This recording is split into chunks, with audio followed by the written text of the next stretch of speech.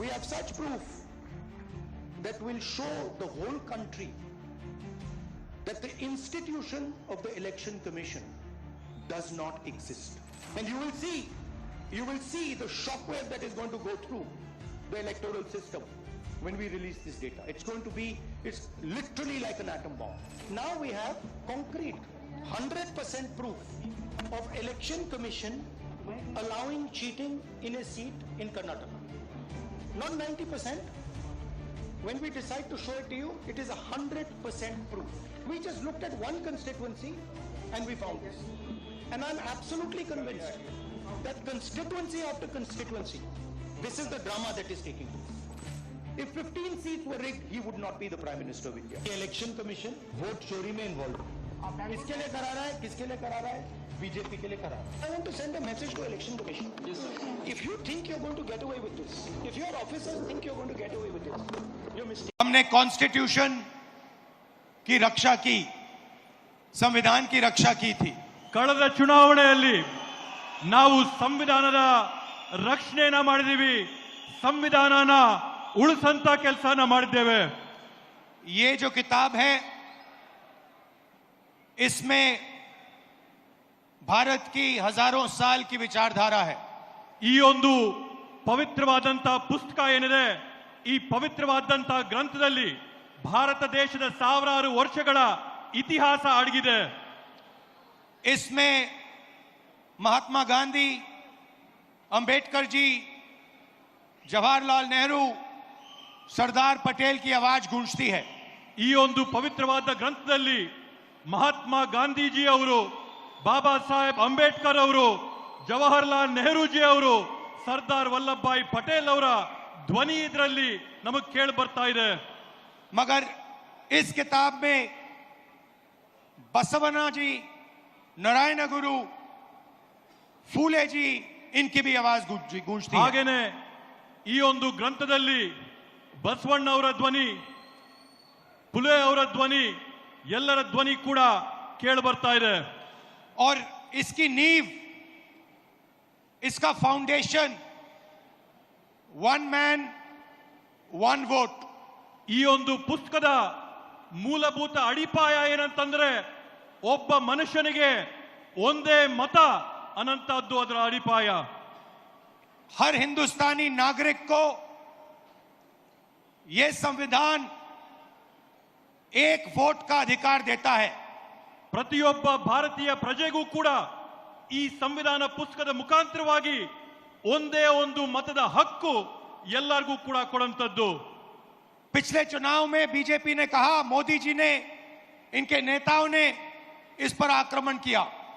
ಕಳೆದ ಚುನಾವಣೆಯಲ್ಲಿ ಬಿಜೆಪಿಯ ಮುಖಂಡರುಗಳು, ನರೇಂದ್ರ ಮೋದಿಜಿ ಅವರು, ಅವರ ಪಕ್ಷದ ಕಾರ್ಯಕರ್ತರು ಈ ಒಂದು ಪವಿತ್ರವಾದಂತಹ ಗ್ರಂಥದ ಮೇಲೆ ಬೇರೆ ಬೇರೆ ರೀತಿಯಾದಂತಹ ಪ್ರಹಾರಗಳನ್ನ ಮಾಡಿದ್ದಾರೆ. हिंदुस्तान की संस्थाओं को खत्म करके इस पर आक्रमण किया. ಭಾರತ ದೇಶದ ವಿವಿಧವಾದಂತಹ ಸಂಸ್ಥೆಗಳನ್ನ ಅದರ ಮೇಲೆ ಪ್ರಹಾರ ಮಾಡಿ ಈ ಒಂದು ಸಂವಿಧಾನನ ಮುಗಿಸಂತ ಷಡ್ಯಂತ್ರ ಪ್ರಯತ್ನ ಮಾಡಿದ್ರು. पिछले चुनाव में हमारे सामने एक सवाल उठा. ಕಳೆದ ಚುನಾವಣೆಯಲ್ಲಿ ನಮ್ಮೆಲ್ಲರ ಮುಂದೆ ಒಂದು ಪ್ರಶ್ನೆ ಉದ್ಭವಿಸಿತು. लोकसभा का चुनाव हुआ, उसके बाद महाराष्ट्र का चुनाव होता है. ಲೋಕಸಭೆಯ ಒಂದು ಚುನಾವಣೆ ಆಯ್ತು. ಆ ಲೋಕಸಭೆಯ ಚುನಾವಣೆಯ ಬೆನ್ನಲ್ಲೇನೆ ಮಹಾರಾಷ್ಟ್ರ ರಾಜ್ಯದಲ್ಲಿ ಅಲ್ಲಿನ ವಿಧಾನಸಭೆಯ ಚುನಾವಣೆ ಆಯ್ತು. लोकसभा में हमारा गठबंधन महाराष्ट्र के चुनाव को जीतता है. ಮಹಾರಾಷ್ಟ್ರದ ಲೋಕಸಭೆಯ ಚುನಾವಣೆಯಲ್ಲಿ ನಮ್ಮ ಇಂಡಿಯಾ ಮೈತ್ರಿಕೂಟ ಅಲ್ಲಿರ್ತಕ್ಕಂಥ ಚುನಾವಣೆಯಲ್ಲಿ ಜಯನ ಸಾಧಿಸುತ್ತೆ. और फिर 4 महीने बाद बीजेपी महाराष्ट्र में विधानसभा जीतती है. ಅದಾದ ನಂತರ ಕೇವಲ 4 ತಿಂಗಳೊಳಗೆ ಬಿಜೆಪಿಯಲ್ಲಿ ವಿಧಾನಸಭೆಯ ಚುನಾವಣೆಯಲ್ಲಿ ಗೆಲುವನ್ನ ಸಾಧಿಸುತ್ತೆ. आश्चर्यजनक नतीजा था.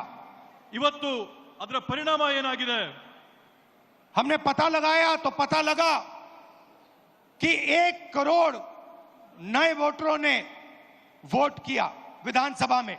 ಇವತ್ತು ನಾವು ಆ ಒಂದು ಫಲಿತಾಂಶದಲ್ಲಿ ಪತ್ತೆ ಹಚ್ಚಿದ್ದೇನಂತಂದ್ರೆ ವಿಧಾನಸಭೆಯ ಚುನಾವಣೆಯಲ್ಲಿ ಹೊಸದಾಗಿ 1 ಕೋಟಿ ಜನ ಮತದಾನ ಮಾಡಿದ್ದಾರೆ ಅಂತೇಳಿ 1 करोड़ नए लोग जिन्होंने लोकसभा में अपना वोट नहीं डाला था, जादू से ये विधानसभा में वोट डालने निकल आए 1 ಕೋಟಿ और उसमें हमने एक विधानसभा चुनी, महादेवापुरा।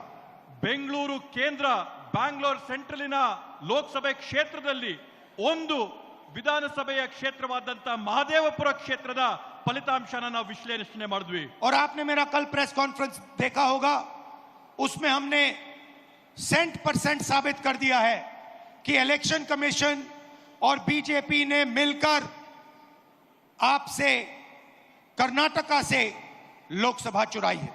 ನೀವು ನಿನ್ನೆ ನಾನು ಮಾಡಿದಂತ ಪತ್ರಿಕಾಗೋಷ್ಠಿಯಲ್ಲಿ ನೋಡಿರಬಹುದು, ನಾವು ಆ ಪತ್ರಿಕಾಗೋಷ್ಠಿಯಲ್ಲಿ 100ಕ್ಕೆ 100 ಸಾಬೀತು ಮಾಡಿದೀವಿ, ಚುನಾವಣೆ ಆಯೋಗ ಮತ್ತೆ ಬಿಜೆಪಿ ಪಕ್ಷ ಸೇರ್ಕೊಂಡು ಈ ಚುನಾವಣೆಯಲ್ಲಿ ಮಾಡಿರ್ತಕ್ಕಂಥ ಮೋಸನ ಮಹತ್ವಾಂಶನ ಹೊರಗೆ ತೆಗಿಬೇಕಾಗಿದೆ।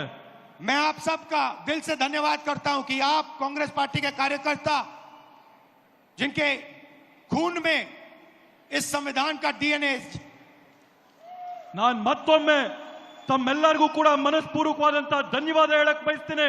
ಕಾಂಗ್ರೆಸ್ ಪಕ್ಷದ ಕಾರ್ಯಕರ್ತರಾದಂತಹ ತಾವೆಲ್ಲರೂ ಕೂಡ ತಮ್ಮ ರಕ್ತಗತವಾಗಿ ರಕ್ತದಲ್ಲಿ ಸಂವಿಧಾನದ ಡಿಎನ್ಎ ತಮ್ಮೆಲ್ಲರಲ್ಲಿ ಕೂಡ ಇದೆ ಅಂತ ಹೇಳಿ आपको याद होगा कि कर्नाटका की सरकार चोरी की गई थी। ತಮಗೂ ಕೂಡ ನೆನಪಿರಬಹುದು, ಈ ಹಿಂದೆ ಕರ್ನಾಟಕ ರಾಜ್ಯದ ಸರ್ಕಾರನ ಕೂಡ ಕಳ್ತನ ಮಾಡಿದ್ದಂತದ್ದು, पैसा देकर चोरी की गई थी, ಕಾಸುಗಳನ್ನ ಕೊಟ್ಟು ಹಣ ಕೊಟ್ಟು ಸರ್ಕಾರ ಕಳ್ತನ ಆಯಿತು। और मैं आपसे अब कह रहा हूं 100% सबूत के साथ कि लोकसभा में भी आपसे चोरी की गई है। ನಾನು ಮತ್ತೊಮ್ಮೆ ತಮ್ಗೆ ಹೇಳ್ತಾ ಇದ್ದೀನಿ, 100ಕ್ಕೆ 100 ವಿಶ್ವಾಸದೊಂದಿಗೆ ಹೇಳ್ತಾ ಇದ್ದೀನಿ, ಸಾಕ್ಷಿ ಆಧಾರದ ಜೊತೆ ಹೇಳ್ತಾ ಇದ್ದೀನಿ, ಲೋಕಸಭೆಯ ಚುನಾವಣೆ ಕೂಡ ಕಳ್ತನ ಆಗಿದೆ ಅಂತ। बीजेपी की विचारधारा इस संविधान के खिलाफ है, ಬಿಜೆಪಿ ಅವರ ತತ್ವ ಸಿದ್ಧಾಂತ ಈ ಸಂವಿಧಾನದ ವಿರೋಧವಾಗಿದೆ।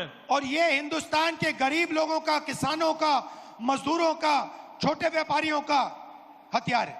ಇವತ್ತು ಈ ಸಂವಿಧಾನ ಈ ದೇಶದಲ್ಲಿರ್ತಕ್ಕಂಥ ಬಡವರು, ಕಾರ್ಮಿಕರು, ರೈತರು, ಕೂಲಿ ವರ್ಗದವರು ಇವರೆಲ್ಲರ ರಕ್ಷಣೆಗಿರ್ತಕ್ಕಂಥದ್ದು ಈ ಒಂದು ಪವಿತ್ರ ಪುಸ್ತಕ ಮಾತ್ರ।